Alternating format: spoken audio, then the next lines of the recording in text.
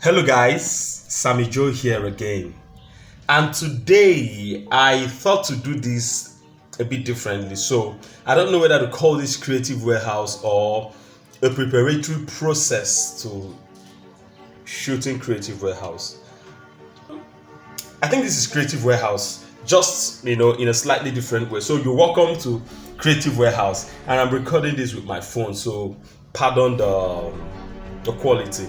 I wanted to shoot an episode on creative warehouse, and I was restricted. I was kind of restricted. I didn't have all the gears because I'm working from home, and I didn't have all the gears I necessarily needed, to set up the light and everything. It meant that I would have to be creative to get the same feel, that I want without necessarily having the proper gears. When I mean the proper gears, things that would make me work more effectively. It shouldn't be that if they are not available, then you can't work or you can't do anything and you start giving excuses. No, I thought to do this recording so that I could take you through my process of setting up. Like, kind of want to challenge myself and see if I'm going to get a good output, if I'm going to get a good quality with what I have, with the kind of light that I have, with just basically the things that I find around me. I want to take you through the process. Here is the camera, the Canon 5D Mark II. This is the KinoFlow lights, and technically you do not need this sort of light to shoot this kind of scene. The reason for that is this is a black background.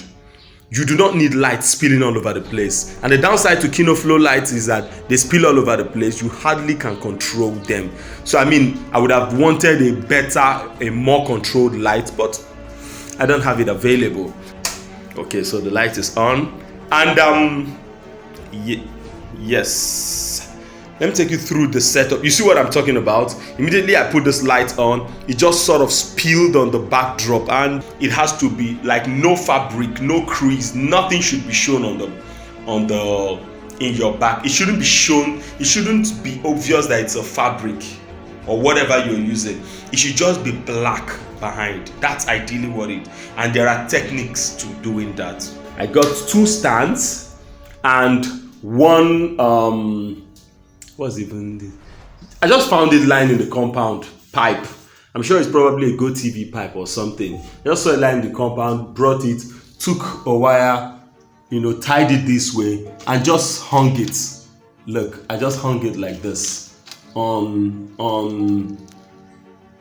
this stand, and it worked. So I did the same thing here. Hung it like this. It looks tacky, but it works.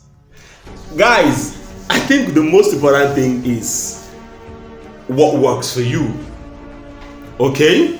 As long as it works, every other thing is secondary. This might not be the most proper way of doing this, but why bother? As long as it does the job, why not?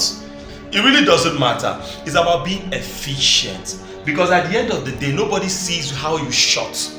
It's what you shot that is seen. So it's about being efficient and trying to, with whatever you have, get what you want. So let's go further. Right now, I already have my key lights. So that's the KinoFlow, illuminating my face. I already have it as my key light. A very critical thing to do, because you're shooting on a black background, you want to have a backlight that will sort of separate you from the background. Okay, just give you a hair light, illuminate your shoulder, so you just sort of get separated, else you get lost in the background. Imagine I'm shooting this and I'm wearing this black shirt.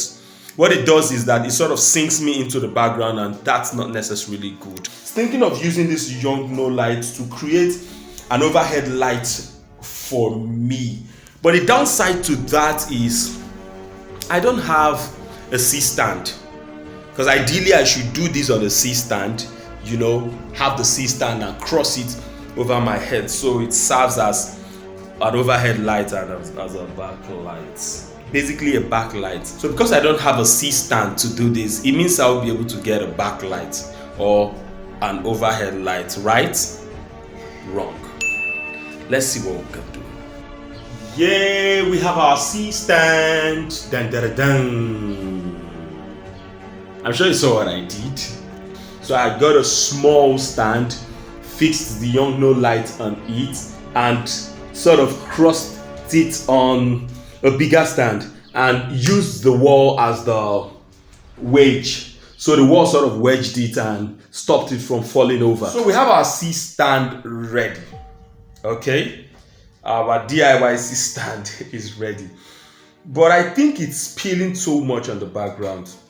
Based on what the camera is saying, it's the black fabric is just so visible. It's very, very visible.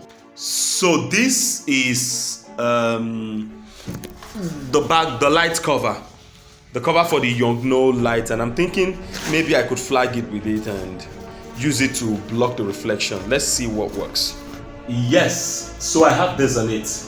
Okay, I just used it to cover it a bit and used this side to kind of cut the light reflection. Not necessarily full cut, like it didn't really cut everything, but I'm sure there's a difference. I'm sure you can tell a difference between before and now. So right now it's the Kinoflow light. We need to block it off, and normally we should use a cutter, a black solid, something like there are professional black solids or floppies that you could put to create those effects, sort of block the light reflections. But we do not have. So I'm actually thinking of what we can use to, like, something must work, something has to work. So just give me a moment, I'll be right back. A few moments later. So this is it.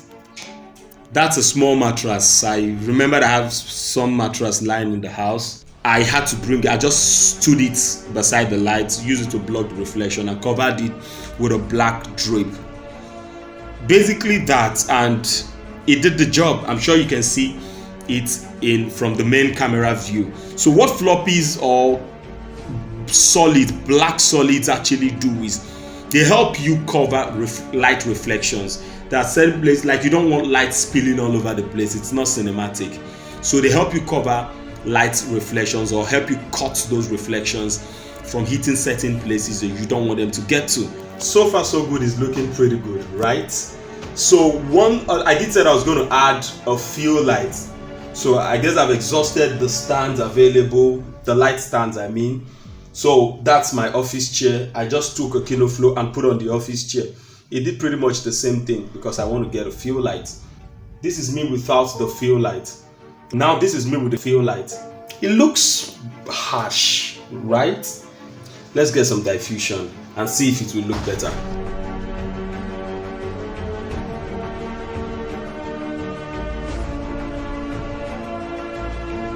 It looks a lot better. Sort of evens out that hardness on my face, creating harsh shadows. And that's what diffusing means. I could even diffuse it even more. So I'm ready for Creative Warehouse.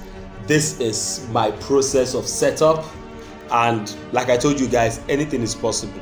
Just think, whatever you need, you can find a creative way around it. So my camera is set up and I am ready to go. See you guys.